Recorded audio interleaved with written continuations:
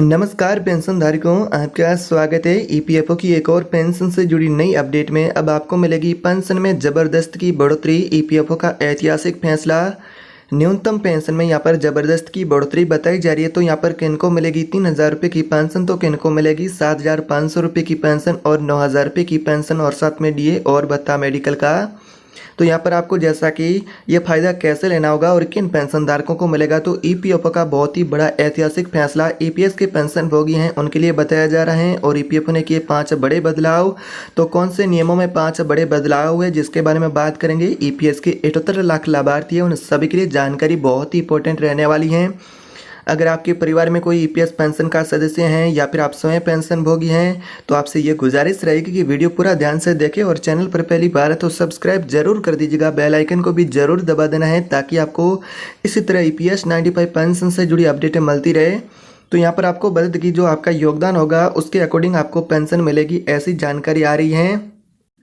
तो यहाँ पर आपको बता दें कि आपकी पेंशन की बढ़ोतरी को लेकर इस तरह की जानकारी आ रही है जिसमें कि आपका जो योगदान होगा उसके अकॉर्डिंग यहाँ पर सरकार अन्य लाभ भी आपको साथ में देगी, जैसा कि मेडिकल की सुविधा के साथ में यहाँ पर आपको जैसे कि डीए का लाभ है, मेडिकल की सुविधाएं।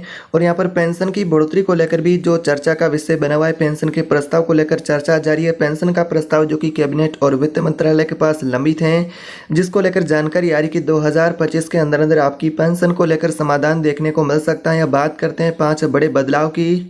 तो यहाँ पर पहले बड़े बदलाव की बात करें तो प्रोफाइल अपडेट करना हुआ पहले से बेहद आसान, जैसे कि आपको अपना जन्म तिथि, जेंडर, नेशनलिटी, माता पिता का नाम, वैवाहिक स्थिति, जीवन साथी का नाम, नौकरी शुरू करने की तारीख आदि जानकारी है अपडेट करनी अपने प्रोफाइल में। तो अगर आपका आधार से यहाँ पर यूएन नंबर लिंक है तो ये काम आप घर बैठे अपने मोबाइल फ़ोन से भी कर सकते हैं।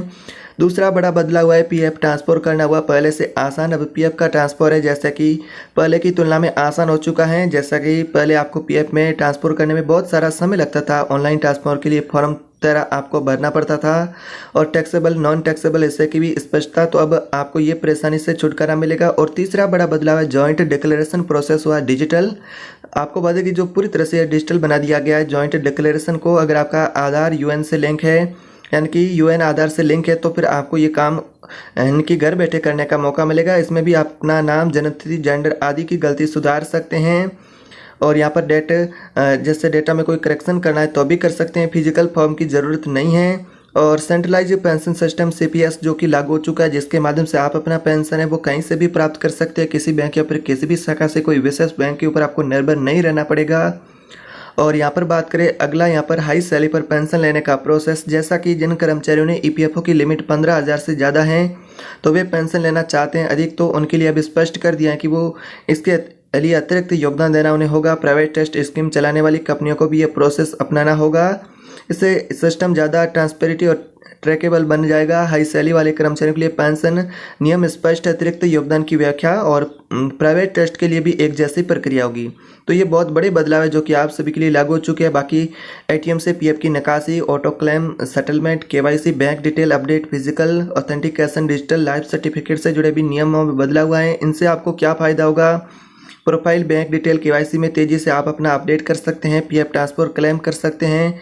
और यहाँ पर पेंशन पेमेंट में देरी और गड़बड़ी की संभावना बहुत ही कम है। तो इस तरह कहे तो आपको बहुत सारे इसमें फ़ायदे होंगे।